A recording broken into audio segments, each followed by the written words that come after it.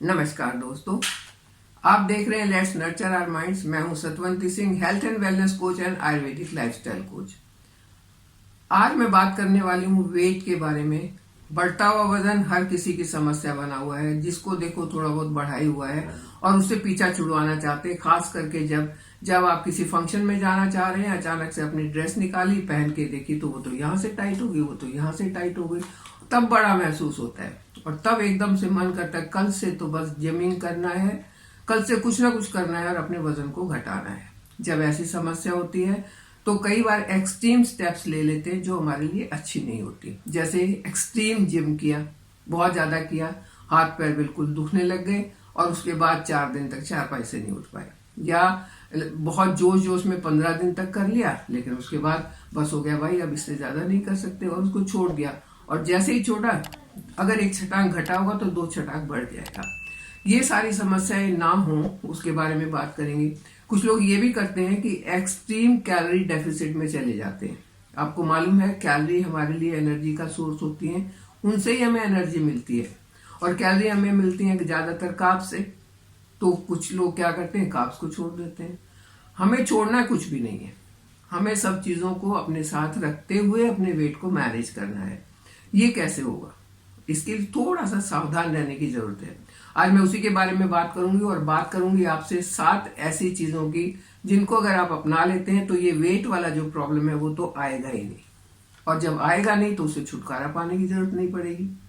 तो आसान से तरीके हैं, बस उनको अपनाने की देरी है। और अपनाने के लिए आपको करना क्या है, शुरू करना है। बस शुरू करके 20 दिन तक आप करते रहिए, वो आपकी आदत बन जाएगी और आदत बनने के बाद आपको कोई प्रॉब्लम होगी ही नहीं।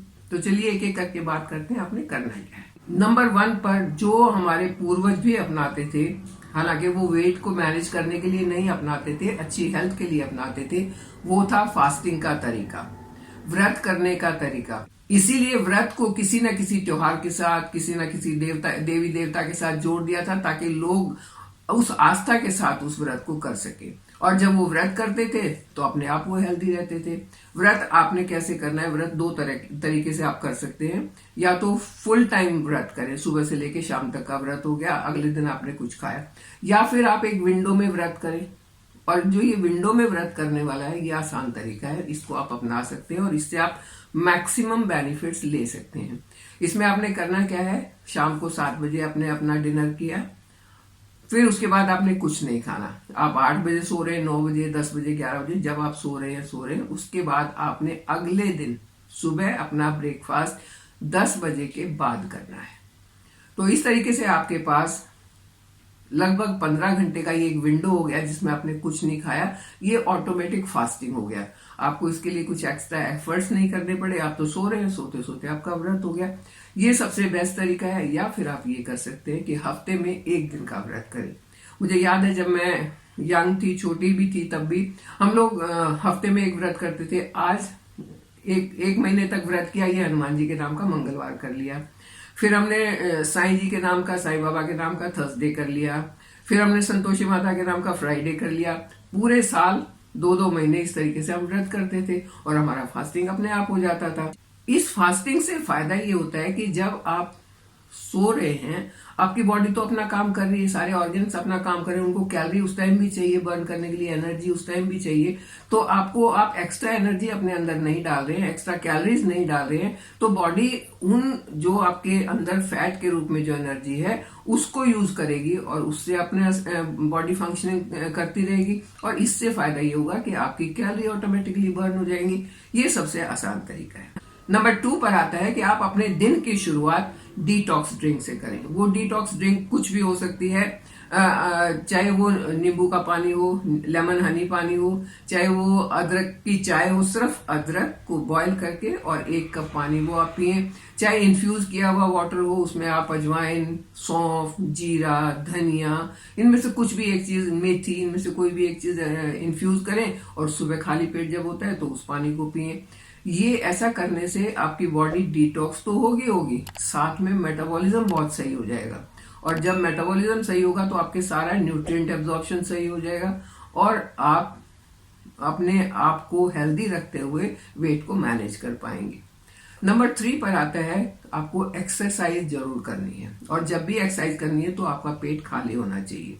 मतलब खाना खाते ही आपने एक्सरसाइज नहीं करनी, खाना खाने के करीब 1.5-2 घंटे के बाद ही एक्सरसाइज करें, या सुबह पहले आप एक्सरसाइज कर लें, उसके बाद अपना ब्रेकफास्ट करें।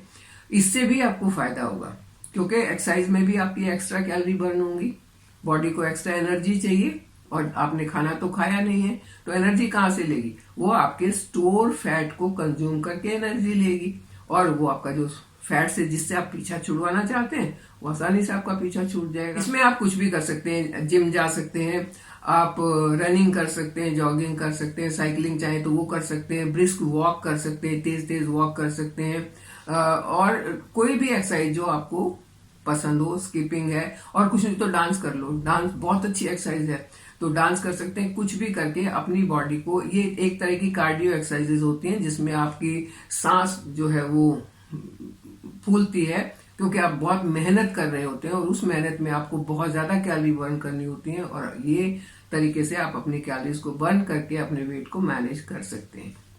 नंबर 4 पर आता है कि जब तक आपको एक्चुअल भूख नहीं हो तब तक कुछ नहीं खाएं। एक्चुअल भूख का क्या मतलब है कि कई बार हमें ऐसा होता है कि खाली बैठे हैं, पेट में कुरकुर हुई, लगाओ हो भूख लग गई, चलो कुछ खा लेते हैं। उस टाइम आपको असल में भूख नहीं लगी होती है।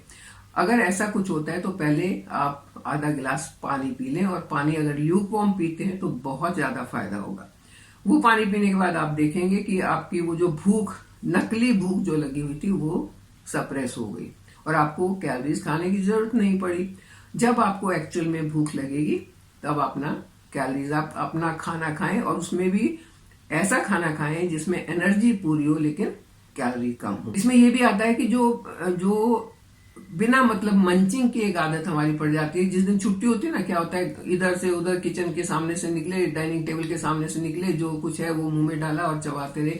ये जो मंचिंग की आदत है, इरेगुलर मंचिंग, ये भी नुकसान करती है। तो ऐसी चीजों से बचना बहुत जरूरी है, क्योंकि ये आपको एक्सेस कैलोरीज देती हैं, और वो एक्सेस कैलोरीज आपको मोटा बनाती हैं। पहले का टाइम और था, लोग बहुत मेहनत करते थे। कहीं जाना है तो चल के जाना है, बोझा उठाना है, सब्जी लेके आना है, थैले को कंधे पे टांग के लेके आते थे। आजकल तो ऐसा कुछ नहीं है, गाड़ी में बैठे, चाबी घुमाई और अपने सारे काम कर लिए। न चलना है न घूमना है, तो फिर क्या होगा? उसके लिए तो प्रिकॉशंस लेनी होंगी ना, तभी तो आप अपने वेट को मैनेज कर पाएंगे। तो आपको ये एक्सेस कैलोरीज खाने से बचना है। नंबर 5 पर आता है ईट प्रोटीन, और प्रोटीन को अपने तीनों मील में डिवाइड करके आप खाएं। मॉर्निंग और आफ्टरनून में ज्यादा प्रोटीन आपका होना चाहिए, और इवनिंग में जो नाइट डाइट होती है आपकी, डिनर जो होता है, उसमें प्रोटीन कम होना चाहिए। प्रोटीन को हजम करने के लिए बॉडी को थोड़ी सी ज्यादा मेहनत करनी पड़ती है। जब आपकी डाइट में प्रोटीन होगा तो जब आपका डाइजेस्टिव सिस्टम उसको हजम करेगा, वो एक्सेस कैलोरीज बर्न करेगा। प्रोटीन खाने से आपको लंबे समय तक भूख नहीं लगेगी। ये प्रोटीन आपकी हंगर को सप्रेस करता है। तो दोनों ही कंडीशन में, चाहे देर से हजम होगा, आपके एपिटाइट को सप्रेस करेगा, दोनों ही कंडीशन में आपको एक्सेस कैलोरी से बचाएगा। नंबर 6 पर आता है कि after every meal walk at least 10 to 15 minutes.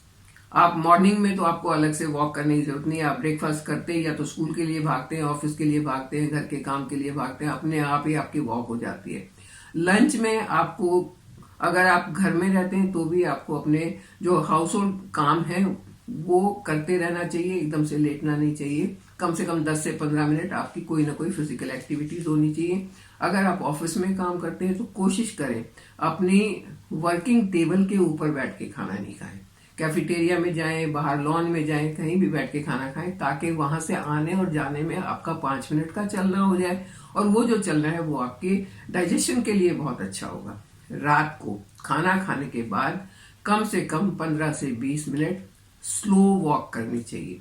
Fast नहीं चलना, तेज नहीं चलना, यहाँ पर स्लो वॉक करनी चाहिए। और वॉक के साथ साथ एक नियम और भी अपनाना चाहिए कि जब भी आप अपना मील लेते हैं, मान लो आपने 2 बजे अपना लंच करना है, तो 1:30 पर आप एक छोटा कप गर्म पानी पी लें। गर्म पानी से आपका डाइजेशन तो इम्प्रूव होगा, मेटाबॉलिज्म फास्ट हो जाएगा, और जब आप खाना खाएंगे तो उसका डाइजेशन का जो प्रोसेस है वो एकदम से स्टार्ट हो जाएगा। इसी तरीके से खाना खाने के बाद कम से कम 40 मिनट के बाद आप 1 कप पानी फिर से पी लें तो आपको बहुत फायदा होगा। ये गर्म पानी अगेन आप इन्फ्यूज किया हुआ पानी पी सकते हैं। सिंपल आप अदरक को उबाल के उसका पानी पी सकते हैं, जीरे को उबाल के उसका पानी पी सकते हैं। कोई भी ऐसा स्पाइस, ऐसा मसाला उसमें डाल के पानी पिए जो आपके डाइजेशन को इम्प्रूव करे, और ये आपके ओवरऑल हेल्थ के लिए भी बहुत बढ़िया रहेगा। और नंबर 7 जो बहुत इंपॉर्टेंट है, जिसके बिना ये 6 के 6 जो पहले बताए हैं वो काम नहीं करेंगे, वो है आपको स्ट्रेस फ्री रहना और अच्छी नींद लेना। ये दोनों को रिलेटेड है, दोनों का रिलेशन है। अगर आपको स्ट्रेस है तो नींद नहीं आएगी, नींद नहीं आएगी तो स्ट्रेस बढ़ेगा। तो इन दोनों का पक्का रिलेशन है, इन दोनों को आपने एक साथ अपनाना है। मेडिटेशन करके आप अपना सकते हैं।